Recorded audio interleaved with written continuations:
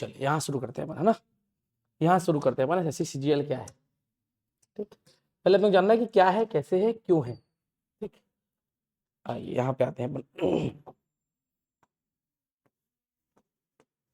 चलिए इधर देखिए, SSC CGL का फ्लो होता है कंबाइंड ग्रेजुएट लेवल। क्या होता है? Combined graduate level. अगर आप ग्रेजुएटेड हैं, अगर आपके पास स्नातक की डिग्री है, तभी आप SSC CGL का एग्जाम भर पाएंगे। क्लियर है बात?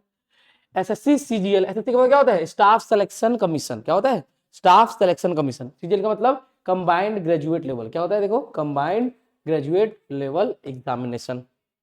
ये यहाँ पर आपको ग्रुप बी और ग्रुप सी के पोस्ट मिलते हैं। क्या होते हैं? ग्रुप बी और ग्रुप सी। देखो, ग्रुप ए का होता है IAS। क्या होता है? ग्रुप ए IAS होता है, और ग्रुप बी मतलब, और ग्रुप सी क्या होता है? आपके SSC उसका जो चयनित होता है। यहाँ पर देखो, स्टार्टिंग सैलरी जो हमारी रहती है, ग्रॉस सैलरी की अपन बात कर रहे हैं, 80,000 से 90,000 इन हैंड मिलती है सबसे ज्यादा। स्टेट के किसी नौकरी में इतनी सैलरी नहीं मिलती स्टार्टिंग में। समझे बात को? चाहे आप डिप्टी कलेक्टर भी क्यों ना बन जाए, आपको इतनी सैलरी नहीं मिलती है स्टार्टिंग में। क्लियर? वो बाद में बढ़ता रहता है, यहाँ पे ये स्टार्टिंग चल रही है ग्रॉस सैलरी। उसके बाद जब आप बढ़ते जाएंगे प्रमोशन होता जाएगा, ठीक है, आपका वो बढ़ता जाएगा अनुभव वगैरह, तो आपका सैलरी वगैरह भी बढ़ता जाएगा। समझे बात को? ठीक है, इधर देखिए, जैसे आप सीनियर जाएंगे तो सैलरी वगैरह भी बढ़ता जाएगा। क्वालिफिकेशन क्या चाहिए इसमें? कुछ नहीं चाहिए अपने को। क्या चाहिए? ग्रेजुएशन। क्या चाहिए अपने को? मात्र और मात्र ग्रेजुएशन। इसमें देखो, एज लिमिट क्या है? बेसिक 18 से 27 ईयर। कितना? 18 से 27। उसके बाद रिलैक्सेशन अलग से मिलता है आपको। SC ST OBC, ठीक है, इनको अलग से रिलैक्सेशन मिलता है। 3 साल, 5 साल, 6 साल, 4 साल, इनके हिसाब से 2 साल। जो लद्दाख वगैरह से आते हैं, पहाड़ी क्षेत्रों से, उनके लिए अलग रिलैक्सेशन है।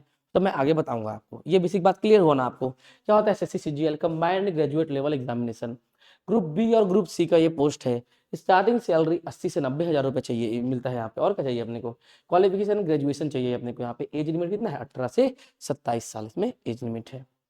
आगे बढ़ते हैं, देखो अभी से पोस्ट की बात करते हैं। किस बात करते हैं? पोस्ट की। नंबर 1 जो पोस्ट है इसमें, ASO। ASO इन MEA। क्या है? ASO in MEA, assistant sectional officer, ministry of external affairs. विदेश मंत्रालय में आप असिस्टेंट सेक्शनल ऑफिसर बन जाएंगे। किसमें? विदेश में, मतलब मंत्रालय जहां पर मंत्री लोग बैठते हैं, वहां पर आप बैठेंगे मंत्रालय में। समझे बात को? और आप लीड करेंगे चीजों को, है ना। देखो, जो मंत्री वगैरह जो होते हैं, वो क्या करते हैं? प्रस्ताव पारित करते हैं, और उसको अमल में लाना, उसको क्या करना? प्रोसेस करना। हर चीज किसका काम होता है? ऑफिसर्स का काम होता है। तो ये सबसे बेस्ट पोस्ट है, नंबर 1 का पोस्ट है। किसपे? SSC CGL का ASO in MEA, ministry of external affairs. MEA का मतलब क्या होता है? मिनिस्ट्री ऑफ एक्सटर्नल अफेयर्स, मतलब विदेश मंत्रालय। देखो, department ministry of external affairs मतलब क्या? विदेश मंत्रालय। वर्क क्या है इसमें? नोटिंग और ड्राफ्टिंग, मतलब वही टेबल वर्क है। नोटिंग करना और ड्राफ्टिंग करना, लिखा पढ़ी वाला काम है इसमें। ठीक है, नोटिंग और राजदूत की तरह काम करते हैं। काम करते हैं ये राज एम्बेसडर, जानते हैं ना एम्बेसडर? मूवीज वगैरह देखें ना, पाकिस्तानी एम्बेसडर, हिंदुस्तानी एम्बेसडर, जानते ना, वो आपका दूतावास होता है ना जी, एम्बेसी होता है ना, पाकिस्तान एम्बेसी, इंडियन एम्बेसी, वहां पे जो हेड होता है, इसको अपन IRS ऑफिसर बोलते हैं। वो भी वर्ग ए का, वो क्या है? ग्रुप ए का पोस्ट है। जैसे IAS होता है ना, UPSC के एग्जाम से IAS, IRS ये सब बनते हैं। समझे बात को? तो वो सेम IRS की तरह ही इनका भी काम होता है। देखिए यहाँ पर बैठे हुए हैं, है ना, इस तरीके का कुछ ऐसा आपको ऑफिस मिलेगा। तो जबरदस्त पोस्ट है ये भी। क्या बताए? वर्क क्या है यहाँ पे? नोटिंग, ड्राफ्टिंग, राजदूत की तरह काम करना है यहाँ पे। फायदा क्या है? यहाँ पे विदेश जाने का मौका मिलता है। ये एडिशनल फीचर है इसका, आपको विदेश जाने का मौका मिलेगा। आप विदेश में काम कर सकते हैं इस पोस्ट के बाद, अगर आपको ये पोस्ट मिल जाता है। इवन पता है, ये महिलाओं के लिए बहुत अच्छा पोस्ट है ये। अगर महिलाओं की बात करो तो ये बैठने वाला जॉब है, दौड़ भाग करने वाला काम नहीं है। बहुत अच्छा पोस्ट है, और इसमें फायदा ये है कि आपको विदेश जाने का मौका मिल पाता है। अब इसकी सैलरी देखो जरा, इसकी सैलरी 4 से 4.5 लाख टैक्स फ्री। समझे बात को? यहाँ पर 4 से 4.5 लाख रुपए से, तो भी टैक्स फ्री, कोई टैक्स नहीं लगना है आपको, नो टैक्स, किसी प्रकार का कोई टैक्स नहीं लगना है। और ये सैलरी कहाँ पे होगी पता है? जैसे मान लो आपकी अमेरिका में पोस्टिंग हो गई, तो अमेरिकी डॉलर के अकॉर्डिंग आपकी सैलरी बनेगी, जो भारत के रुपयों में कई बार 4, 4.5 लाख, 5 लाख तक उतर जाते हैं, याद रखिएगा वो। और अगर आपको स्टार्टिंग सैलरी की बात करेंगे, जैसे भारत में जब आप ज्वाइन करते हैं तो दिल्ली वगैरह पहुंचे तो स्टार्टिंग सैलरी यहाँ पे 85,000 मिलेगा आपको। समझे बात को? लेकिन अगर पोस्टिंग समझना, 2 साल में आपका प्रोबेशन पीरियड खत्म हो जाता है, जो ट्रेनिंग पीरियड है वो खत्म हो जाता है। तो 2 साल आपको कहाँ रहना होता है? अपने देश में सर्व करना होता है। दिल्ली वगैरह में सर्व किए, 85,000 रुपये मिलेगा आपको वहाँ पे पर मंथ। लेकिन जैसे ही विदेश पोस्टिंग हुआ, X country, Y country, Z country ऐसे होते हैं, समझे बात को, और वहां पर फिर फायदा अलग अलग मिलने लगता है आपको। अमेरिका जैसे अगर कंट्री में आपका पोस्टिंग हो गया तो 4.5 लाख 5 लाख कहीं नहीं गया है, ऊपर से टैक्स फ्री, टैक्स वगैरह नहीं देना है, ऊपर से बच्चों का पढ़ाई फ्री, माता पिता का इलाज फ्री, आना जाना फ्री, सब फ्री, खाना रहना सब फ्री रहता है, सब सरकार की तरफ से रहता है, हर एक चीज। इवन जो ऑक्सफोर्ड यूनिवर्सिटी वगैरह बड़े बड़े यूनिवर्सिटी, आप वहां पे अपने बच्चों को पढ़ा सकते हैं, समझे बात को, वो भी आपको फिर परिश्रम नहीं करना पड़ेगा एडमिशन लेने के लिए, वो भी सरकार की तरफ से फ्री, समझे बात। बहुत फायदा है। अगर रिश्तेदार समझना, भगवान ना करे अगर परिवार में किसी को बहुत ज्यादा प्रॉब्लम हो जाता है, जो कि जिसका इलाज भारत में संभव नहीं है, तो उसके लिए आपको विदेश जाना पड़ता है और अपने पैसे से जाना पड़ता है। लेकिन अगर आप इस नौकरी में हैं तो फ्री ऑफ कॉस्ट उनके आने जाने का खर्चा भी सरकार उठाएगी, उनके इलाज का खर्चा भी सरकार उठाएगी, समझे बात को, इतना फायदा है इस जॉब में। नोट देखो, नोट, विदेश जाना मैंडेटरी नहीं होता, आपको अगर नहीं जाने का मन है तो आपको नहीं जाना है, नहीं है मन जाने का तो आपको कुछ वैसे नहीं भेजेगा, कोई मैंडेटरी नहीं है, याद रखिए, और जाने का मन है तो जा भी सकते हैं। अलाउंसेस की बात करें, अलाउंस मतलब क्या होता है, भत्ता, भत्ता समझते हैं ना, भत्ता, भत्ते की बात करें, फॉरेन अलाउंस, विदेश में रहने का भत्ता मिलता है आपको, एजुकेशन अलाउंस, शिक्षा भत्ता मिलता है बच्चों को पढ़ाने के लिए, वो सरकार उठाती है वो खर्चा, ठीक है। होम अलाउंस, घर में रहने का जो घर का जो खर्चा है वो सरकार उठाती है, वो सरकार देती है, आपको नहीं देना कुछ वगैरह, ठीक है। हेल्थ अलाउंस बताया ना अभी, जो हेल्थ वगैरह है उसके लिए भी सरकार खर्च करती है, आपको नहीं खर्च करना है। मतलब देखो इतना सारा भत्ता इसमें सरकार की तरफ से, समझे, इसमें आपका पर्सनल पैसा नहीं जाएगा, सारा खर्च कौन उठाने वाले हैं, सरकार उठाने वाली है। ये आपका पहला मोस्ट पावरफुल पोस्ट है किसका, सीजीएल का, ASO in MEA, assistant sectional officer, ministry of external affairs में। क्लियर है। आगे बढ़ते हैं अपन, इसमें आते हैं सेकंड वाले में, एईओ, असिस्टेंट एनफोर्समेंट ऑफिसर, समझे। अब एक विभाग बहुत चर्चा में रहता है ना, ईडी, ईडी सुनते हैं ना, ईडी, एनफोर्समेंट डायरेक्टरेट, सुनते हैं ना, ईडी, तो ईडी बहुत चर्चा में रहता है, किसी के यहाँ घोटाला मार दे, किसी के यहाँ छापा मार दे, घोटाला किया है तो जेल में डाल देते हैं ये लोग, केजरीवाल को जेल में डाल दिए थे, सब याद है ना, नहीं याद है आप लोग को, तो क्या है आपका, ईडी है, एनफोर्समेंट डायरेक्टरेट। देखो विभाग क्या है यहाँ पर, एनफोर्समेंट डायरेक्टरेट है, प्रवर्तन निदेशालय में आपको यहाँ पे काम करना होता है। पोस्ट क्या है, तो असिस्टेंट एनफोर्समेंट ऑफिसर का यहाँ पे पोस्ट है। काम क्या है आपका, भ्रष्टाचार, टैक्स चोरी जैसे कामों को जांचना और रोकना, भ्रष्टाचार और टैक्स चोरी जैसे कामों को जांचना है और उनको रोकना है, समझे। ज्यादा आपको मिला वो सबूत मिलता, क्या मार देते हैं, सीधा छापा मार देते हैं, सीधा अरेस्ट करते हैं, चीजों को पकड़ लेते हैं, इतना इतना यहाँ पे संपत्ति पाया गया है, ऐसे करके। ग्रॉस सैलरी, जो इसकी जो ग्रॉस सैलरी कितनी होती है, 90,000 स्टार्टिंग, कितनी होती है बताओ इसमें, 90,000 रुपए स्टार्टिंग होती है इंडिया में, इसकी ग्रॉस सैलरी की बात कर रहे हैं अपन, है ना। पावर क्या है इसमें, पावर देखो जरा इधर, कहीं भी किसी को भी अरेस्ट कर सकते हैं, सर्च कर सकते हैं, बिना स्टेट गवर्नमेंट के परमिशन के, समझना। अगर मेरे दिल्ली में पोस्टिंग है, मेरे को छत्तीसगढ़ के मुख्यमंत्री पे मेरे को शक है, मुझे उसके यहाँ छापा मारना है, तो मुझे कोई परमिशन नहीं लेना है छत्तीसगढ़ के राज्य से, मैं वहाँ से आ जाऊँगा और डायरेक्ट घुस जाऊँगा कहाँ पे, परमिशन लेकर के वहाँ से आऊँगा मैं, यहाँ से परमिशन लेना मैं लेकर आऊँगा, डायरेक्ट कहाँ घुस जाऊँगा मैं, मुख्यमंत्री आवास पे, समझे बात को, और वहाँ पे दिखाऊंगा भैया ये मेरे पास परमिशन है, हटो। और अगर दोषी पाए जाने पे मुख्यमंत्री को भी गिरफ्तार कर सकते हैं, समझे बात को। केजरीवाल जी मुख्यमंत्री तो थे दिल्ली के, हाँ कि ना, किए कि नहीं किए गिरफ्तार, ये ना कोई वाली बात है, समझे बात को, मुख्यमंत्री को भी गिरफ्तार कर सकते हैं, ठीक। आगे बढ़ते हैं, यहाँ पे कहीं भी किसी को भी अरेस्ट कर सकते हैं, सर्च कर सकते हैं, और बिना स्टेट गवर्नमेंट के परमिशन के आप कुछ भी कर सकते हैं, याद रखिएगा। आगे बढ़ते हैं अपन थर्ड वाला, ठीक है। थर्ड पोस्ट जो है इसमें, थर्ड पोस्ट जो है देखो, वो ASO, assistant section officer group B का पोस्ट है। और जिसे एएसओ इन एमईए पढ़े थे ना, MEA ministry of external affairs, मतलब विदेश मंत्रालय में, वैसी ये जो है ना, ये 3 विभाग में, सीएसएस में, एएफएचक्यू में और रेलवे में एएसओ का पोस्ट। पहले तो विदेश मंत्रालय में था, वो तो आपका कौन सा है, सेकंड नंबर का बेस्ट पोस्ट है। अब यहाँ किसमें, एएसओ इन, इसमें सीएसएस, एएफएचक्यू और रेलवे में, सेंट्रल सेक्रेटरिएट सर्विस, समझते हैं, सेंट्रल सेक्रेटरिएट सर्विस, ठीक है, सीएसएस। यहाँ पर देखो, केंद्रीय सचिवालय सेवा, ये देख रहे हैं लोगों, समझे बात को, इसमें आपको एएसओ बनने का मौका मिलता है। फिर आता है AFHQ, armed forces headquarters, armed forces headquarters, आपको इसमें जाने का मौका मिलता है। रेलवे, आप इसमें भी एएसओ बन सकते हैं, अगर आप महिला हैं तो रेलवे में एएसओ का नौकरी जबरदस्त होता है, केवल बैठ के काम करना होता है, बहुत इजी। यहाँ पर देखो, अब एएसओ में बहुत बड़ा फायदा है, इतना बड़ा फायदा है पूछो मत, सैटरडे संडे ऑफ, किसी नौकरी में नहीं है ऑफ, शनिवार और रविवार दोनों छुट्टी, ये राज्य की नौकरी नहीं, केंद्र की नौकरी है। और शनिवार रविवार दोनों दिन छुट्टी मिलता है इसमें, आपको दोनों दिन छुट्टी मिलता है। विभाग होम और हेल्थ मिनिस्ट्री में, गृह मंत्रालय और स्वास्थ्य मंत्रालय में आपको यहाँ पे काम करना होता है।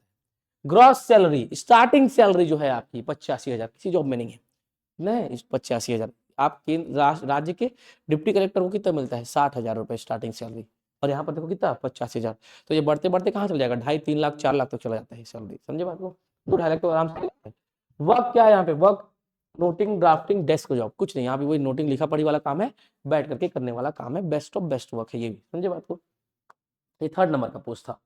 अब आते हैं अपन किस पे, 4th नंबर के पोस्ट पे आते हैं। ये मोस्ट अवेटेड मोस्ट डिमांडिंग, बहुत ज्यादा डिमांडिंग पोस्ट है ये, इनकम टैक्स इंस्पेक्टर का इनकम बेस्ट ऑफ बेस्ट, इसमें रोला कहते हैं ना पावर, वो इसमें है, देखते नहीं है कि इनकम टैक्स वाले घुस जाते हैं, फ्रॉम इनकम टैक्स डिपार्टमेंट दिखाते हैं, घुस जाते हैं, फटाफट सर्च करते हैं, वही वाला काम है इसमें, ठीक है। इसमें क्या होता है, आप इनकम टैक्स इंस्पेक्टर बनते हैं।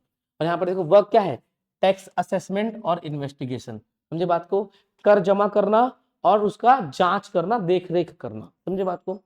प्रमोशन 2 साल में ही हो जाता है, डिपार्टमेंटल एग्जाम देकर तुरंत प्रमोशन, मात्र 2 साल में से, इतना फायदा ना, 2 साल में आप डिपार्टमेंटल एग्जाम देकर प्रमोशन पा सकते हैं। और 2 साल क्यों, तुरंत आपका पढ़ के सिलेक्शन हुआ है, 2 साल में आप कुछ भूले नहीं रहते हैं। अब फिर जब पढ़ेंगे आप 2 साल के अंतर्गत, ज्यादा साल के बाद आप एलिजिबल होते हैं बाकी एग्जाम में, यहाँ पे 2 ही साल के बाद आप एग्जाम दिला सकते हैं। तो वहां पे क्या होता है, आपका प्रमोशन 2 साल में ही हो जाता है, मतलब यहाँ पे समझो आप यहाँ पर अच्छे खासे एसपी तक के रैंक में जा सकते हैं। इसमें इंस्पेक्टर है, इनकम टैक्स में आप जा सकते हैं एसपी तक के रैंक तक, यहाँ बहुत आसानी से प्रमोशन हो जाता है। Gross salary starting income tax inspector की प्रमोशन होगा तो फिर बात ही अलग है, 85,000, कितना 85,000 एकदम स्टार्टिंग की सैलरी, बाकी ऊपर प्रमोशन आराम से होता जाता है। अगर आप एग्जाम नहीं भी दिलाते हैं तो आपका 4 साल 5 साल में प्रमोशन हो ही जाता है अपने आप, ठीक है। तो इनकम टैक्स देखते ना, ये वाला कार्ड दिखाते हैं ना सबको, सीधा दिखा इनकम टैक्स, बात खत्म। अगर आप कहीं भी जा रहे हैं, समझना, अब इनकम टैक्स में फायदा क्या, ये तो आपका डिपार्टमेंटल फायदा है। दूसरा फायदा पता है क्या है इनकम टैक्स में, आप कहीं भी जाके बैठ रहे हैं और आपने बताया कि मैं इनकम टैक्स विभाग से, तो ये एडिशनल है, इसका फायदा मत उठाना, पर है ना, पर मैं नॉर्मल बता रहा हूँ आपको, कोई भी आपसे बिल नहीं मांगेगा किसी चीज का, है एक्चुअल है, पुलिस वाले से बिल मांगेंगे, आपसे नहीं मांगेंगे, ये पावर है इनकम टैक्स में। लेकिन ऐसा करना नहीं है, फायदा नहीं उठाना है।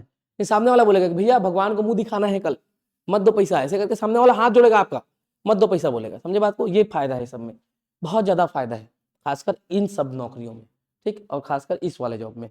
आगे बढ़ते हैं, आगे बढ़ते हैं अपन। अब ये आते हैं, इसके लिए तो देखो भैया, सब इंस्पेक्टर इन सीबीआई, अब ये सब इंस्पेक्टर एसआई है, क्या ये एसआई, किसमें, सीबीआई में, चीफ इन्वेस्टिगेशन ब्यूरो में एसआई का पोस्ट, इसमें चीफ इन्वेस्टिगेशन ब्यूरो में एसआई का पोस्ट मिलता है सीजीएल के एग्जाम से। सीबीआई जानते हैं ना, सीबीआई वाले, तो सीबीआई वाले कैसे बनते हैं, सीजीएल का एग्जाम दिला, कैसे सीजीएल का, यहाँ पर देखो सेंट्रल ब्यूरो ऑफ इन्वेस्टिगेशन, ये है इसका क्या विभाग, सीबीआई देखो यहाँ पे लिखा हुआ ना सीबीआई। अब यहाँ पर देखिए ग्रॉस सैलरी, यहाँ पे सबसे ज्यादा सैलरी है, प्लस डबल फायदा है। यहाँ पे ग्रॉस सैलरी कितनी है, 93,000 प्लस 13 महीने की सैलरी मिलती है। यहाँ पे महीना कितना होता है, 12, सैलरी कितने का मिला, 13 महीने का, 1 महीने की सैलरी फ्री, हाँ कि ना। लेकिन समझना थोड़ा सा बात को, बात यह है कि आपको यहाँ पे छुट्टी थोड़ा कम मिलता है, कभी कभी संडे को भी काम करना पड़ता है, हाँ कि ना, तो उस संडे को भी जोड़ देते हैं, इसलिए 13 महीने का आप कभी कभी करना पड़ता है, हमेशा जरूरी नहीं है, समझे बात को। तो आपको 13 में, अगर आपको थ्रिलिंग वाला जॉब पसंद है ना एकदम, जब मूवीज को देखते हैं मार धाड़ दौड़ना भागना इन्वेस्टिगेशन करना, सब पसंद है ना, आपके लिए ये वाला जॉब जबरदस्त है। कौन सा, सीबीआई का जॉब, किसमें आपका, सॉरी एसआई का जॉब किसमें, सीबीआई में, ठीक है। सब इंस्पेक्टर किसमें, सेंट्रल ब्यूरो ऑफ इन्वेस्टिगेशन में।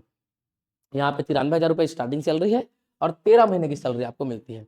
प्रमोशन इसमें बहुत तेज है, बहुत ज्यादा तेज होता है इसे प्रमोशन, हद से ज्यादा तेज, डीएसपी एसपी तक तो आप आराम से पहुंच जाओगे, समझे। अगर आप 25 साल में नौकरी पाते हैं तो आराम से आप डीएसपी एसपी आराम से बन के आप रिटायरमेंट लेंगे उस समय पे, ठीक है। यहाँ पे आते हैं अपन, वर्क क्या है यहाँ पे देखो, criminal case handling, Sushant Singh murder case वाला था ना, ये सब केस कौन हैंडल करता है, सीबीआई हैंडल करता है, समझे बात को। और बहुत आराम का जॉब है ना, बहुत आराम का, मतलब आराम कहने का मतलब ये है कि आपको कष्ट नहीं होगा। जैसे आप कहीं पे जाते हैं तो आपको बोलते हैं ना तुम्हारा आइडेंटिटी प्रूफ दिखाओ, ये दिखाओ वो दिखाओ, परमिशन लाए हो, ये लाए हो वो लाए हो, हाँ धड़ाक घुसते हैं लोग, समझे बात को। पुलिस वाले को रोक देते हैं, दिखा पहले अरेस्ट वारंट, इनको नहीं रोक सकता कोई, समझे, ये फायदा है, समझे। बस अपने आप में ये काफी है कि मैं सीबीआई वाला हूँ, इतना काफी है अभी, ठीक। आगे बढ़ते हैं जरा, छठवां पोस्ट देखते हैं, क्या देखते हैं अपन, छठवां पोस्ट देखते हैं, ये वाला देखते हैं, ठीक है। अब ये देखो central excise inspector most demanding post. लोग इस पोस्ट के लिए पागल होते हैं, क्यों? वर्दी है इसमें, कौन है? वर्दी, खाकी वर्दी मिलता है इसमें, और खाकी वर्दी का दीवाना कौन नहीं है? देखो ऐसा वर्दी मिलता है इसमें, किसमें? इसमें सेंट्रल एक्साइज इंस्पेक्टर में, ठीक है। यहाँ पर देखो सीमा शुल्क एवं उत्पाद शुल्क, ये सब देते हैं, ठीक है। अब यहाँ पर देखो सेंट्रल एक्साइज का मतलब, यहाँ पर एक्साइज का मतलब आबकारी विभाग, क्या होता है? आबकारी विभाग। क्या होता है एक्साइज का मतलब? आबकारी विभाग। मतलब वर्दी भी और पीना, समझना। अगर आप एक्साइज इंस्पेक्टर में है ना, अगर आप एक्साइज इंस्पेक्टर है और आपको पीने वीने का बहुत शौक है, किसी बार में बैठ जाइए, बार मालिक पैसा नहीं मांगेगा आपसे, ऐसा बैठना नहीं है, बता रहा हूँ बस मैं, इतना रुतबा है इस जॉब में। लेकिन ये ऐसे फालतू का आपके लिए नहीं है सब जॉब मतलब इसमें। और प्लस ये जो जॉब्स है ना, जैसे घूस लेते हैं ना बाकी, इनको घूस लेने की जरूरत नहीं पड़ती है। पहली बात तो सैलरी इतना है, दूसरा इनको गिफ्ट मिलता है। आपको कितना मिल जाएगा अगर आप यहाँ बन जाओगे, नॉर्मल कुछ बन जाओगे तो अधिकारी, कितना मिलेगा? 20, 50, 70 हज़ार रुपये, 1 लाख रुपए। इनको 15 लाख, 20 लाख, 25 लाख, 60 लाख, 80 लाख गिफ्ट मिलता है, गिफ्ट। समझे बात को? ये सब फायदा है इन जॉब्स का, ये फायदा है। वो गिफ्ट है ना सरकार के सामने सामने, आप घूस नहीं ले रहे, आप गिफ्ट ले रहे हैं, और गिफ्ट ले सकते हैं गवर्नमेंट जॉब, घूस नहीं ले सकते हैं। समझे बात को? यहाँ पर देखो क्या है, यहाँ पे फेमस है ये जॉब, एकदम फेमस है। क्यों? यूनिफॉर्म है इसमें, खाकी वर्दी। बाकी किसी भी यूनिफॉर्म सब में कोट था, यहाँ पे देखो क्या है, यूनिफॉर्म है, खाकी वर्दी, इसलिए। ठीक, यहाँ पे देखो वर्क क्या है, जीएसटी एक्साइज ड्यूटी कलेक्ट करना, जीएसटी कलेक्ट करना और एक्साइज ड्यूटी कलेक्ट करना। समझे बात को? आगे देखो प्रमोशन अच्छा खासा हो जाता है इसमें भी, अच्छा खासा प्रमोशन हो जाता है ऊपर के लेवल पे। ग्रॉस सैलरी जो है इसकी 85,000 प्लस है, किससे? 85,000 से ज्यादा है इसकी ग्रॉस सैलरी ऊपर मिलती है स्टार्टिंग वाली। ठीक, तो ये कुछ बहुत महत्वपूर्ण पोस्ट है एसएससी सीजीएल की, किसके? एसएससी सीजीएल की अध्यक्ष जो को प्राप्त होता है। अब जरा एग्जाम पैटर्न समझ ले, अब एग्जाम पैटर्न समझते हैं जरा। पहले ही मैं एग्जाम पैटर्न समझाता ना तो रुचि नहीं आता आपको, पहले जब मैंने पोस्ट किया रुचि आ गया, अरे वाह ऐसा ऐसा पोस्ट है, ऐसा ऐसा पैसा है। पैसा ऐसा चीज है भाई, हर आदमी का रुचि ला देता है, समझे। अब देखो एग्जाम कितने टायर में होता है? 2 टायर में। कितने? 2 टायर में, 2 चरण में एग्जाम होते हैं। कितने चरण होते हैं? 2 चरण में एग्जाम होते हैं। यहाँ पर देखो पहले वाले को अपन क्या कहते हैं? पहले चरण को प्री कहते हैं, दूसरे चरण को अपन क्या कहते हैं? मेंस कहते हैं। क्या कहते हैं? मेंस कहते हैं। प्री में देखिए 4 सब्जेक्ट आते हैं। कितने सब्जेक्ट आते हैं? 4 सब्जेक्ट आते हैं। पहला मैथ्स, दूसरा इंग्लिश, तीसरा रीजनिंग और चौथा जीएस। सबका 25-25 क्वेश्चन आता है। कितना आता है? 25-25 क्वेश्चन। प्रत्येक क्वेश्चन 2 मार्क्स के होते हैं बेटा। कितना? 50, 50, 50, 50, मतलब 200 मार्क्स और 100 क्वेश्चन, मतलब एक क्वेश्चन 2 नंबर का। निगेटिव मार्किंग इसमें रहता है, माइनस मार्किंग, जो कि 1/4 रहता है या 0.5 रहता है, समझे। 1/4। अगर 2 नंबर है और आप एक क्वेश्चन पर करते हैं तो आपका आधा नंबर कटेगा। क्या करेगा? आधा नंबर, 0.5 मार्क्स आपका कट जाएगा। क्लियर है? जो टीयर 1 है ये बहुत इजी है, 1 डे एग्जामिनेशन होता है, कंप्यूटर बेस्ड होता है, सीबीई है, कंप्यूटर बेस्ड एग्जामिनेशन है। आपको यहाँ पे गोला नहीं भरना होता है, आपको बस माउस देते हैं, कंप्यूटर सामने क्वेश्चन अपने आप आता रहता है, आपको उसमें टिक लगाना होता है, क्वेश्चन चेंज कर करके। समझे बात? और टाइम लिमिट इसका 1 घंटे का रहता है। कितना? 1 आवर। कितना? 1 आवर ही मिलता है आपको, 60 मिनट मिलता है 100 प्रश्न के लिए। कितने के लिए? 100 प्रश्न के लिए। टीयर 2 देखते हैं, यहाँ भी मैथ्स, इंग्लिश, रीजनिंग और जीएस है। अब यहाँ पर थोड़ा सा फंदा अलग है, तो यहाँ पे आप देख पा रहे हैं ना, सब में 25-25 क्वेश्चन है। ये तो टीयर 1 है, लेकिन टीयर 2 में देखो, टीयर 2 पहले लिखित होता था, मेंस है तो पहले क्या था? Written exam. लेकिन अब ये फायदा है कि ये भी ऑप्शनल होता है, टिक मारना है बस माउस लेकर के, समझे। अब यहाँ पर आते हैं, देखो टीयर 2 की बात कर रहा हूँ, किस बात कर रहा हूँ मैं? टीयर 2 की बात कर रहा हूँ, टीयर 2 की बात कर रहा हूँ। टीयर 2 को 2 सेक्शन में बांट देते हैं, टीयर 2 को भी 2 सेक्शन में बांटते हैं। एक तो पहला सेक्शन 1, पहला सेक्शन 1 ये 1 घंटे का होता है। कितने का? 1 घंटे का, समझे। टीयर 1 निकालने के बाद टीयर 2 के एग्जाम में आप बैठे हैं, पहला एग्जाम होगा, इसमें भी दो सेक्शन होते हैं। पहला सेक्शन कितने का? 1 घंटे का। कितने का?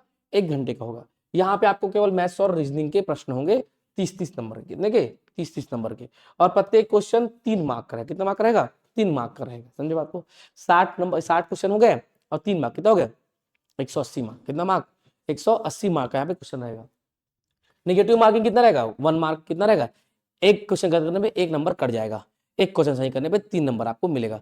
तो पहला सेक्शन 1 होता है किसमें? मेंस के एग्जाम में, जहां पर आपको मैथ्स और रीजनिंग दोनों के प्रश्न आते हैं। 30-30 प्रश्न, मतलब टोटल 60 प्रश्न आते हैं। और यहाँ पर प्रत्येक प्रश्न 3 नंबर का, टोटल 180 नंबर का। एक क्वेश्चन सही करने पे 3 नंबर, एक क्वेश्चन गलत करने पे 1 नंबर कट जाता है। आगे बढ़े। सेक्शन 1 था ये तो, अब देखते हैं भैया सेक्शन 2, क्या कहते हैं अपन, सेक्शन 2।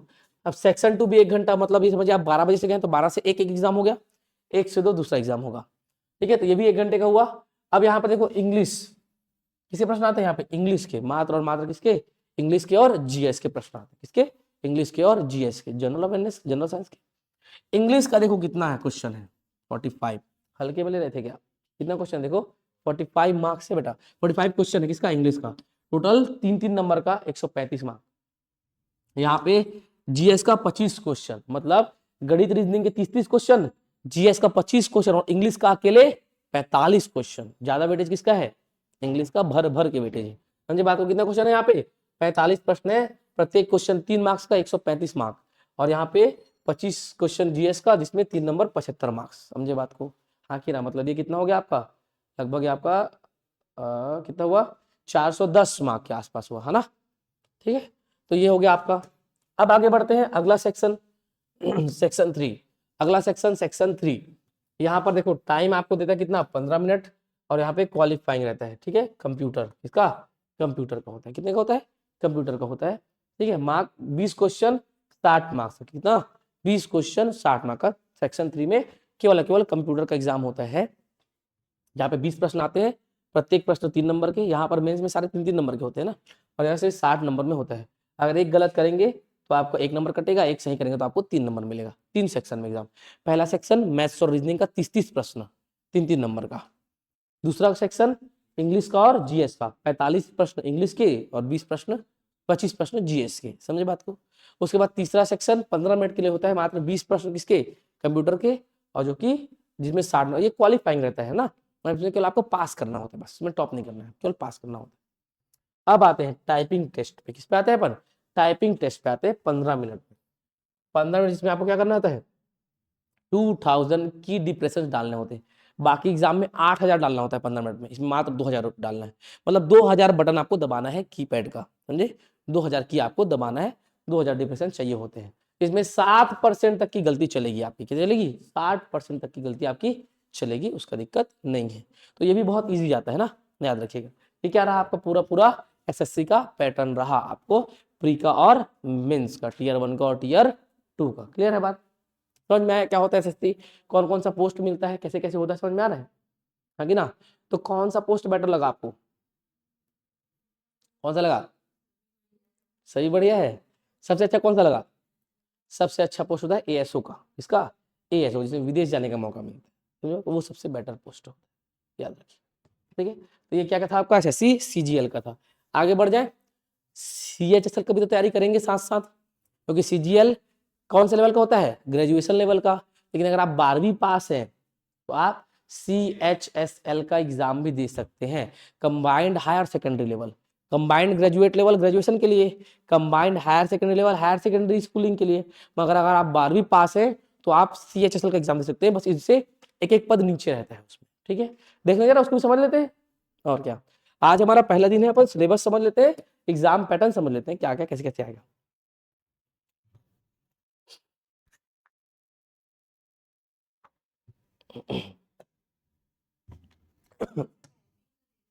जी हाँ, देते हैं ना, कुछ भी ऐसे कैसे बटन दबाओगे आप, वो देंगे ना, वो चलता रहता है उसमें, ऐसा रहेगा तो फिर, तो ऐसे तो फिर तो 10 उंगली हाथ के 10 उंगली पैर के दबाते रहो फिर, और क्या, खत्म बात। अब देखो आते कैसे बन सीएचएसएल में,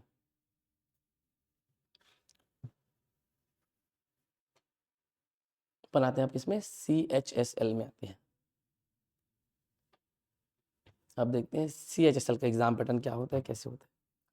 सीजीएल और सीएचएसएल का लगभग सिलेबस सेम है ना, याद रखिएगा, सीजीएल और सीएचएसएल का लगभग लगभग क्या है, सिलेबस आपका सेम है, ध्यान रखिएगा।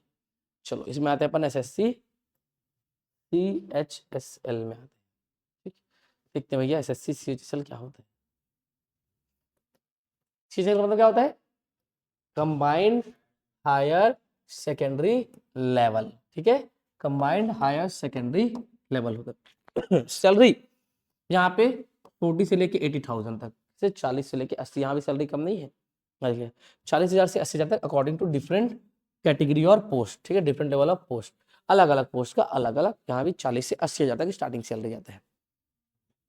क्वालिफिकेशन क्या चाहिए, मात्र और मात्र 12वीं पास। अगर आप 12वीं पास है और एग्जाम निकाल लेते हैं, ठीक है, 40 से 80 हजार के बीच में आपको पेमेंट मिल रहा है, तो क्या गलत है, कुछ घाटा है क्या, बहुत फायदा है भाई। तो अगर 12वीं आप पढ़ रहे हैं तो 12वीं के बाद से तैयारी शुरू कर देना है इसका, ठीक है, ये फायदा है इसमें। एज लिमिट 18 से 27, क्योंकि 12वीं में बच्चे कितने साल के होते हैं, 17-18 के तो होते हैं, हाँ कि ना। तो एज लिमिट क्या है इसमें, 18 से 27 तक बेसिक है, बाकी कैटेगरी के अनुसार छूट है। SC ST में 5 साल, ST में 6 साल, जनरल में 2 साल, OBC में 3 साल, ऐसे करके। लद्दाख वद्दाख या पहाड़ी क्षेत्र से तो उसके लिए अलग से कैटेगरी में छूट मिलता है। अगर आप असम वगैरह से तो अलग से छूट मिलता है, उसका याद रखिएगा, ठीक है, समझे बात को। तो यहाँ पर देखो एज लिमिट कितना है, 18 से 27 साल का इसका एज लिमिट है, ध्यान रखिएगा।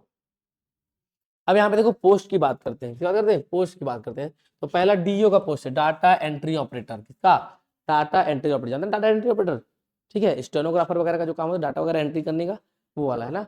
वर्क क्या है इसमें, काम डाटा एंट्री करना है और कंप्यूटर रिलेटेड टास्क करना है, बस कुछ नहीं, कंप्यूटर में बैठ के आपको काम करना है, डाटा एंट्री करना है। अब यहाँ पे देखो सैलरी की बात करें तो 40,000 से 70,000 तक की इसकी सैलरी होती है, कितनी, 40 से 70,000। प्रमोशन की बात करें तो प्रमोटेड टू हायर ग्रेड्स, इसमें उच्च स्तर तक प्रमोशन हो जाता है, लास्ट तक, समझे, अच्छे लेवल तक आप पहुंच जाते हैं। इसमें क्या बात है, अलाउंसेस, किसमें आते हैं अपन, अलाउंसेस आते हैं, भत्ता। इसमें क्या क्या भत्ता मिलता है, देखो जरा, आने जाने का खर्चा सरकार उठाएगा आपका, घर का खर्चा, घर का जो किराया दे देंगे आप, वो सरकार उठाएगा, भले आपका खुद का घर है लेकिन सरकार किराया देगा आपको घर के लिए।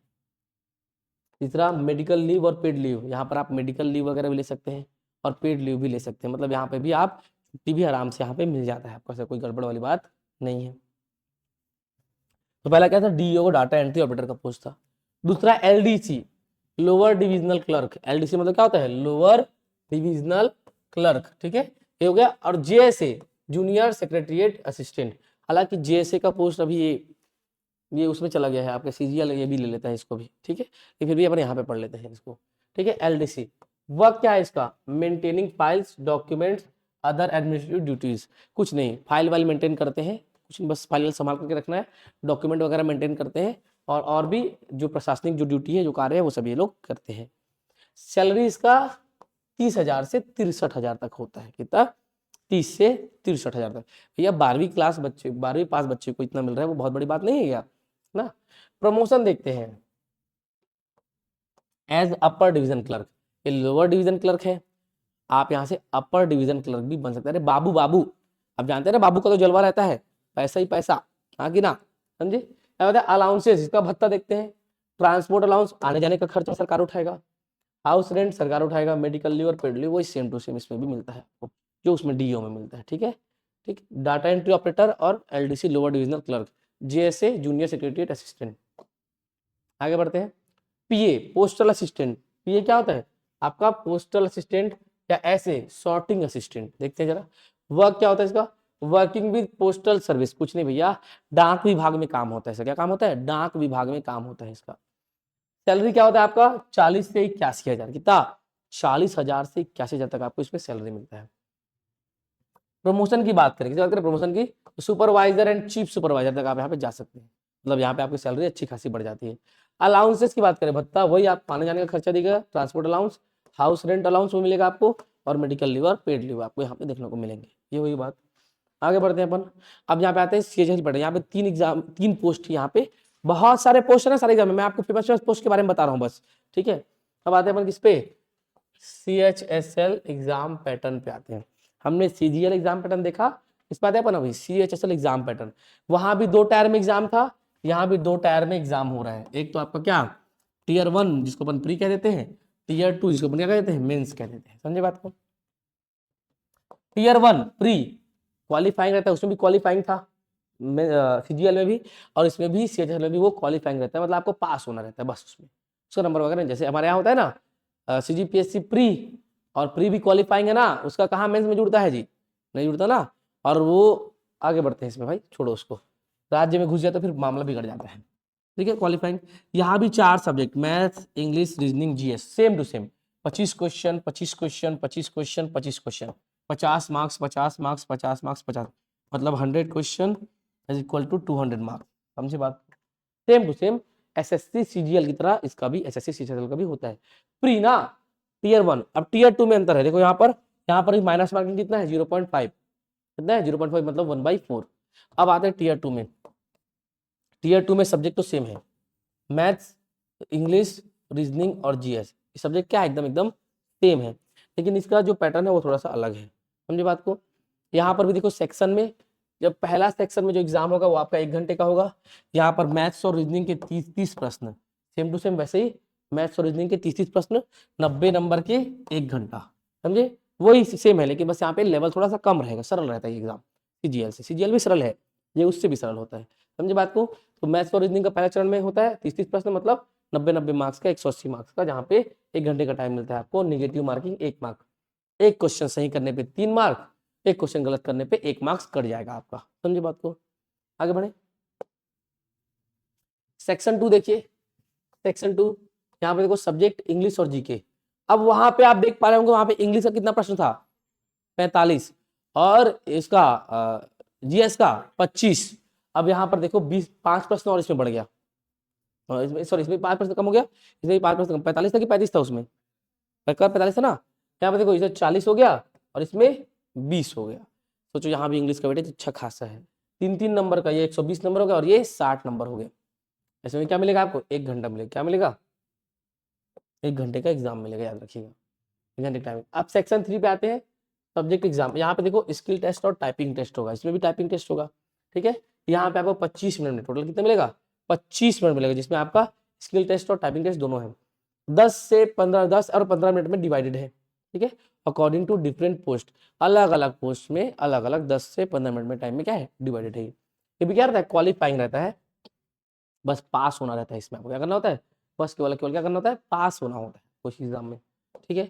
आगे देखो, अब सिलेबस की बात करते हैं, क्या करते हैं, सीजीएल और सीएचएल का सिलेबस लगभग सेम होता है, याद रखिएगा, ठीक है। तो सिलेबस की अपन बात कर लेते हैं यहाँ पे। तो सिलेबस में यहाँ पे देखो क्या है, मैथ्स परसेंटेज पहले, प्रतिशत, प्रॉफिट एंड लॉस, लाभ और हानि जानते हैं ना, ठीक है। रेशियो एंड प्रोपोर्शन जानते हो, रेशियो एंड प्रोपोर्शन। आगे बढ़ते हैं, अनुपात समानुपात जी। आगे बढ़ते हैं अपन, एलिगेशन एंड मिक्सचर, कहते हैं CI and SI, compound interest और सिंपल इंटरेस्ट जानते हैं ना, क्या बोलते हैं हिंदी में, और चक्रवृद्धि ब्याज। टाइम एंड वर्क के ऊपर आएगा, काम और समय। 4 आदमी 25 दिन में इतने काम को करते हैं, तो 50 आदमी इस काम को कितने दिन लगाएंगे, ऐसा वाला प्रश्न। Pipe and system, pipe and नल और टंकी वाला आता है ना, नल और टंकी वाला, वो भी आएगा इसमें। टाइम एंड डिस्टेंस, दूरी और समय, एक गाड़ी इतना किलोमीटर इतने देर में तय करती है, तो वही गाड़ी इतने स्पीड से इतना किलोमीटर कितने देर में तय करेगी, वैसा वाला।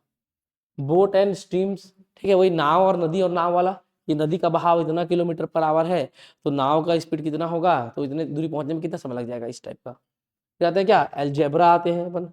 फिर आते हैं इसमें trigo, height and distance, trigo जानते हैं, ट्रिग्नोमेट्री जानते हैं ना, ट्रिग्नोमेट्री जानते हैं ना, वो आएगा त्रिकोणमिति। फिर आएगा क्या, मेंसुरेशन आ जाएगा। फिर क्या आएगा आपका, ज्योमेट्री आ जाएगा, ठीक है। फिर क्या आएगा, नंबर सिस्टम आ जाएगा, स्टैटिक्स एंड डीआई, यह बात है। स्टैटिक्स एंड प्रोबेबिलिटी, सब वर्ड समझते नहीं समझते आप लोग, प्रायिकता प्रायिकता समझते ना। सीक्वेंस एंड सीरीज, ठीक है, क्रम के ऊपर। एलसीएम एचसीएफ जानते हैं ना, लघु उत्तरीय ऐसे और दीर्घ उत्तरीय बोलते हैं, क्या बोलते हैं, लघुत्तम समापवर्तक, महत्तम समापवर्तक, ऐसे कुछ कुछ, ठीक है। सिंप्लीफिकेशन किसमें आएगा अपना, सिंप्लीफिकेशन मतलब सरलीकरण, सरलीकरण ये तो जानते हैं आप लोग। पावर है ना, इंडिसेस और सर्ट्स, ठीक है, ये आएगा। और एवरेज के ऊपर सवाल आते हैं इसमें, ठीक है। तो ये हो गया आपका मैथ्स का पोर्शन, सीजीएल और सीजीएल दोनों के एग्जाम के लिए, ठीक है।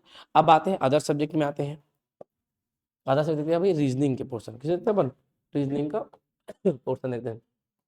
ब्लड रिलेशन होते हैं ना, जैसे कि कहते हैं ना, मेरे बुआ के भाई का बेटा का पुत्र मेरा क्या हुआ, ऐसा वाला, ये आता है ना, ये वाला, ठीक। फिर आता है क्या, क्लॉक, समय, कहते हैं ना, ए पिता ए, पुत्र सी, भाई डी, और ए का डी से संबंध ऐसे करता है, वो किसमें है, ऊपर में क्लॉक टाइम वाला आ जाता है, ठीक है। फिर आते हैं क्लॉक, जानते हैं ना कि प्रतिबिंब वाला जी, दर्पण में कितना बज रहा होगा, ये वाला, उस टाइप का।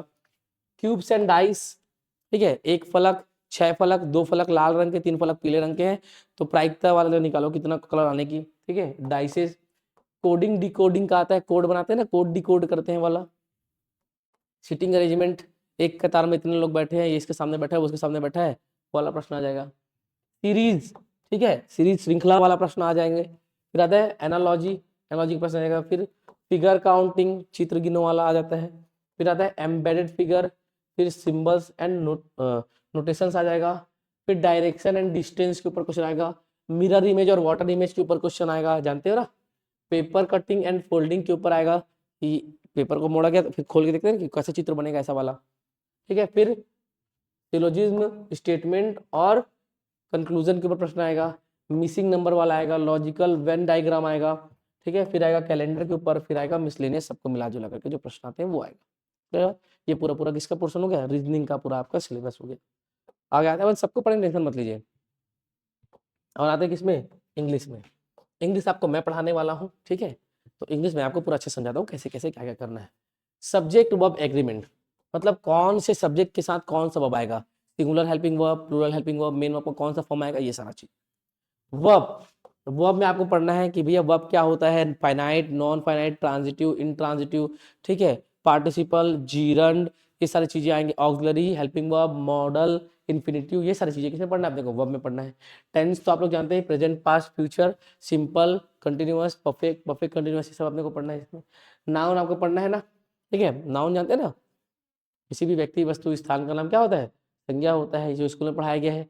नाउन के प्रकार पढ़ना है अपने को, proper noun, common noun, collective noun, material noun, abstract noun, ये सब पढ़ना है। अनकाउंटेबल नाउन पढ़ना है, कंपाउंड नाउन पढ़ना है, बहुत सारा चीज पढ़ना है अपने को, ठीक है। तो किसी अपन प्रोनाउन पे आते हैं, किस अपन प्रोनाउन पे आते हैं। वह सब जिसे हम संज्ञा के स्थान पर प्रयोग करते हैं, the word which we use in the place of noun, that is called pronoun, सर्वनाम कहते हैं। 11 प्रकार के सर्वनाम अपने को पढ़ना होगा अपने को यहाँ पर, ठीक है। Personal, impersonal, possessive, reflexive, emphatic, reciprocal, distributive, demonstrative, interrogative, relative और इंडेफिनिट प्रोनाउन 11 प्रकार के होते हैं। Active voice, passive voice, voice पढ़ना है अपने को यहाँ पे। नरेशन पढ़ना है, क्वेश्चन टैग पढ़ना है, कंडीशनल सेंटेंस पढ़ना है। क्या पढ़ना है अपने को, कंडीशनल सेंटेंस भी पढ़ना है। अगर काश अगर मैं भारत का प्रधानमंत्री होता तो मैं खूब घोटाला करता, ऐसा वाला कंडीशन बता देना, if I were the president of India, ऐसे करके, ठीक। एडजेक्टिव पढ़ना है अपने को, एट्रीब्यूटिव एडजेक्टिव, प्रेडिकेटिव एडजेक्टिव सब पढ़ना है। विशेषण समझते हैं ना, कंजंक्शन जो जोड़ने का काम करता है, for and, nor, but, or, yet, so, coordinating conjunction, subordinating conjunction, correlative conjunction, बहुत सारे होते हैं। फिर अपन क्या पढ़ना है, आर्टिकल पढ़ना है। क्या पढ़ना है अपने को, आर्टिकल पढ़ना है, ए एंड द यूज पढ़ना है। प्रीपोजिशन पढ़ना है अपने को, ठीक है। वह शब्द जो किसी वस्तु की दिशा, स्थिति, समय या किसी दूसरे वस्तु के साथ विशेष संबंध को बताए, प्रीपोजिशन क्या है, the word which tells about direction, time, location और स्पेशल रिलेशन, बहुत सारे प्रीपोजिशन होते हैं यहाँ पे। In, on, at, into, above, over, under, up, down, ये सारे किसमें आते हैं आपके प्रीपोजिशन में आते हैं। एडवर्ब, क्या पढ़ना है अपने को, एडवर्ब, ठीक है। वह शब्द जो क्या करे, क्रिया की विशेषता बताइए, आपको स्कूल में पढ़ाया गया। एडवर्ब होता है, बहुत सारे एडवर्ब होते हैं।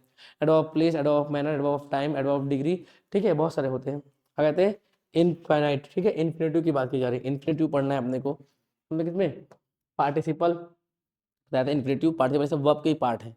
पार्टिसिपल पढ़ना है, जब आप वर्ब से एडजेक्टिव का काम कराते हैं तो पार्टिसिपल, वर्ब से नाउन का काम कराते हैं तो इन्फिनेटिव होता है। आगे आते हैं यहाँ पे इन्वर्जन, इन्वर्जन करना है अपने को, इन्वर्जन पढ़ना है। फिर आता है सुपरफ्लुअस एक्सप्रेशंस, ठीक है। सुपरफ्लुअस एक्सप्रेशन समझते हो, अभी नहीं समझते होगे, सब समझोगे आगे। सिनोनिम तो समझते होगे, समझते हो ना। Antonym, vocabularies, one word substitution, अनेक शब्दों का एक शब्द, ठीक है। इडियम्स एंड फ्रेज, कहावत और लोकोक्ति, ठीक है। Phrasal verb, spellings, reading comprehension, पढ़ना और समझना, क्लोज टेस्ट, ठीक है। पैसेज और जंबल PQRS, ठीक है। रीअरेंजमेंट, सेंटेंस रीअरेंजमेंट PQRS में, है ना। PQRS 4 लाइन लिखा होता है, उसको अरेंज करना है कि कौन पहले आएगा कौन बाद में आएगा, आगे ना। तो ये सारा किसका सिलेबस है आपका, इंग्लिश का सिलेबस। सिलेबस है सब आपके इंग्लिश का सिलेबस है, याद रखिएगा। और क्या बच गया, जीएस बच गया, क्या बच गया, जीके जीएस बच गया। History, art and culture, geography, Indian polity, economics, physics, chemistry, biology, computer and IT, science and technology, ठीक है। UNO and other international organisations के बारे में पढ़ना है आपको, विदेश विदेश संबंधों के बारे में, ठीक है। ऑनर्स एंड अवार्ड्स, किसको कौन सा अवार्ड मिला, पद्मश्री, पद्म विभूषण, ये वो, नोबेल पुरस्कार, ये सब पढ़ना होगा आपको। बुक्स एंड ऑथर्स पढ़ना है आपको, कौन सा बुक कौन सा ऑथर छापा है। ये स्पोर्ट्स, खेल के बारे में नॉलेज होना चाहिए आपको। नेशनल इवेंट्स, ठीक है, राज्य राष्ट्रीय जो घटनाएं हो रही है उसके बारे में पता होना चाहिए आपको। और इंटरनेशनल इवेंट्स, ठीक है, अंतरराष्ट्रीय घटनाओं के बारे में भी आपको क्या होना चाहिए, पता होना चाहिए। और करंट अफेयर जो वास्तविकता में जो प्रेजेंट में चल रहा है वो आएगा। बेसिकली यही इतना क्या है इसका सिलेबस है, समझे बात को, ये क्या है इसका सिलेबस है, समझे बात को।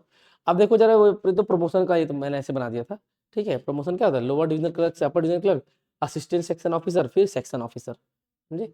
और यहाँ पर देखो डाटा एंट्री ऑपरेटर से junior account officer, assistant account officer और फिर अकाउंट ऑफिसर। देखो ये दोनों पद में ना अच्छा खासा प्रमोशन होता है, याद रखिएगा, ठीक है, समझे बात को। ये क्या है आपका एसएससी सीजीएल और सीएचएसएल का ये एग्जाम पैटर्न है, याद रखिएगा। और उसके बाद एमटीएस का भी एग्जाम होता है आपका, जो कि 10वीं बेस पे होता है। सीजीएल का एग्जाम आपका ग्रेजुएशन बेस पे, सीजीएचएसएल का एग्जाम आपका 12वीं बेस पे, 12 बेस पे, और एमटीएस का एग्जाम आपका 10th बेस पे होता है, ध्यान रखिए, समझे बात। एमटीएस भी समझना है क्या, अभी काफी है, 2 एग्जाम समझ गए। बेटर कौन सा एग्जाम है, सीजीएल। आप सीजीएल का तैयारी करेंगे तो सीएचएसएल का तैयारी अपने आप हो जाएगा, एमटीएस का तो हो ही जाएगा, समझे बात को। तो तैयारी अपने किसका करना है, सीजीएल का करना है, द बेस्ट ऑप्शन, ठीक है। और रेलवे वाले कोई दिक्कत नहीं है, लगभग यही सब उसमें भी सिलेबस वगैरह होते हैं। तो इसे कंबाइन बैच है ये, रेलवे और एसएससी, ठीक है। अपन उसको पूरा पढ़ेंगे ए टू जेड, मतलब दोनों की तैयारी होगी आपके साथ। तो आप रेलवे का भी फॉर्म भर सकते हैं, बैंक का भी भर सकते हैं और एसएससी का भी फॉर्म भर सकते हैं। बैंक एग्जाम होता है ना आईबीपीएस का, मई जून में आता है उसका पोस्टिंग वगैरह, समझे बात को, आईबीपीएस का एग्जाम, ठीक है। तो ये रहा पूरा पूरा आपका डिटेल। कैसा लगा डिटेल पढ़ करके, समझ में आया कैसे होता है एग्जाम पैटर्न। कितने चरणों में होता है बेटा, 2 चरणों में होता है। कितने चरणों में, 2 चरणों में। क्या क्या सिलेबस होता है, क्या क्या पोर्शन, कितने कितने नंबर का आता है, क्लियर हुआ। कौन कौन सा पोस्ट आता है, समझ में आया, हाँ कि ना। राज्य के सारे पोस्ट से बेटर है ये, समझे बात को। अब ये तो 7वें वेतनमान के अनुसार है बेटा, अभी तो 8वां वेतनमान आने वाला है। तो जो 80,000 पेमेंट बताया वो तो खसक जाएगा फिर अच्छे खासे लेवल से, हाँ कि ना, समझे। तो फिर तैयारी करो, लग जाओ इसमें। और इसमें ना 19-20 सब्जेक्ट पढ़ने का जरूरत नहीं है। जैसे सीजीपीएससी में पढ़ते हैं ना, मेंस के लिए इतना लिखना पड़ता है, यहाँ पे कुछ नहीं, यहाँ पे ऑप्शनल है, खाली माउस पकड़ो टिक लगाओ। और यहाँ पे 4 ही सब्जेक्ट है आपका, maths reasoning English main subject, हाँ कि ना। और बाकी अदर में जीएस, वो तो थोड़ा बहुत नहीं भी बनाओगे तो भी बन जाता है जीएस, तो नहीं बनाओगे ना तो भी आपका इन तीनों सब्जेक्ट की बदौलत निकल जाएगा एग्जाम। तो आपको फोकस करना है 3 सब्जेक्ट मात्र में, किसमें, मैथ्स इंग्लिश और जीएस में, एकदम पारंगत होना है उसमें, तभी हो पाएगा, अदरवाइज इसमें नहीं होगा, याद रखिएगा, ठीक है। सिलेक्शन क्यों नहीं होगा, हम मेहनत करेंगे तो होगा, बिल्कुल होगा, समझे बात को। तो जानकारी ठीक लगी आप लोग को, समझ में आ गया ना एसएससी के एग्जाम कैसे होते हैं। और एसएससी के एग्जाम कुछ नहीं, बस माउस पकड़ होता है, पेन वैन भी बस आपको रफ कार्य करने के लिए जाना होता है, कुछ नहीं, बहुत ईजी होता है। बस ये कि पढ़ना अच्छे खासा पड़ेगा आपको, यहाँ पे मेहनत करना पड़ेगा बेटा, मेहनत के बिना कुछ नहीं मिलता है। अगर आप मेहनत नहीं करोगे तो कुछ हासिल नहीं होगा, ध्यान रखिएगा, ठीक है। मेहनत से ही सब कुछ मिलेगा। और ये जो दिखने में आसान है, ये आज आप देख रहे हैं, कल आप इस पोस्ट पे हो भी सकते हैं, बशर्ते क्या, ये आप मेहनत करें एकदम जम करके, समझे बात को, ठीक है। तो फिर अपन इतना ही रखते हैं फिर आज के लिए, है ना। अगले वाले टीचर आते ही होंगे, ठीक। और कुछ डाउट है तो आप लोग पूछ लो फटाफट, जो डाउट है मन में वो पूछ लो, समय है भी अपने पास, तो आप लोग के लिए भी अपन समय देते हैं। डाउट है तो पूछ लीजिए मन में फटाफट, जो डाउट है तैयारी से रिलेटेड, जो भी आप पूछना चाहते हैं पूछिए, बताइए, जो भी मन में चल रहा होगा आप वो पूछ सकते हैं। कितना दिन लगेगा, क्या लगेगा, सब पूछ सकते हो आप तैयारी के लिए। इससे पहले कभी तैयारी किए थे आप लोग कहीं, कोचिंग नहीं किए थे, खुद से किए थे। तो 12वीं पास करके आ रहे हैं अभी आप लोग, ग्रेजुएशन करके आए आप, पीजी हो गया भाई, पीजी चल रहा है, ग्रेजुएशन चल रहा है, ग्रेजुएशन चल रहा है, ठीक जी। इंग्लिश वाला सेक्शन मैं पढ़ाऊंगा, मैथ्स वाला अभिनव सर पढ़ाएंगे, रीजनिंग वाला हमारे Ravi sir, Ravi Goyal sir deputy director हैं, वो पढ़ाएंगे आपको। और जीएस का पोर्शन बहुत सारे टीचर्स मिलकर पढ़ाएंगे, ठीक है। हालांकि मैंने उसमें विमल सर हैं, लेकिन आपको मिल करके सब पढ़ाएंगे जीएस, ठीक है। पर इंग्लिश पूरा पूरा मैं पढ़ाने वाला हूँ, और मैथ्स पूरा पूरा अभिनव सर पढ़ाने वाले, और रीजनिंग हमारे रवि गोयल सर पढ़ाने वाले, समझे। अभिनव सर से तो आप मिल ही चुके हैं, मुझसे तो अभी आपने मिल लिया। अब अगला जो अभी क्लास होगा, अभी आपके जीएस का एक क्लास होगा, पॉलिटी वगैरह का, एक सर आएंगे, वो आपको बताएंगे कि पॉलिटी कैसे पढ़ना है, क्योंकि 2 मेन सब्जेक्ट हो गया, तो एक साइड में जीएस भी आपको मिलना चाहिए ये। तो आज हमने क्या किया, केवल डिस्कस किया इसके बारे में। कल अपन इसको रूटीन में लाएंगे, कैसे कैसे पढ़ना है, मेरे को कहाँ कहाँ शुरू करना है, क्या क्या पढ़ना है, ठीक। तो मुझे बताओ पहले, इंग्लिश में इंटरेस्ट है कि नहीं है, है ना, पक्का। अगर इंटरेस्ट, अरे वो कर देंगे, उसको दिक्कत नहीं है, ठीक, उसको अपन मजबूत कर देंगे, उसका दिक्कत नहीं, बस इंटरेस्ट होना चाहिए बेटा, क्योंकि बिना इंटरेस्ट के कुछ काम नहीं कराया जा सकता। अगर आपको खुद में इंटरेस्ट नहीं, खुद में इच्छा नहीं है, तो मैं नहीं करवा सकता आपको। अगर इच्छा है, इच्छा शक्ति बहुत अच्छी खासी है, तो मैं बिल्कुल आपका मैं साथ दे करके तैयारी करवा सकता हूँ आपको, समझे। तो इच्छा शक्ति बना करके रखना है बस, ठीक। हमारे पास और भी एसएससी वाला बैच है, उसमें आपको नहीं बैठाएंगे, आपको इसी फ्रेश बैच में बैठाएंगे, है ना, समझे। और भी वहाँ पे बहुत सारे बच्चे हैं, तो हम लोग वो वाले बैच ना करके ये वाला नया बैच लेकर के आए हैं। खासकर अभी तो पहला दिन था हमारा, तो अभी तो आप लोग आए हैं और कुछ बच्चे भी आएंगे, ठीक। तो अभी आइए डेली क्लास वगैरह अटेंड कीजिए आप लोग, ठीक। चलो, तो फिर अपन आज के क्लास को यहीं पे वाइंड अप करते हैं। मिलते हैं आपसे, बोलिए जय हिंद, जय भारत, जय छत्तीसगढ़। नेक्स्ट क्लास में मिलते हैं, ओके। चलो, कुछ भी डाउट रहे, विजय पूछ सकते हैं, उसका दिक्कत नहीं है ना।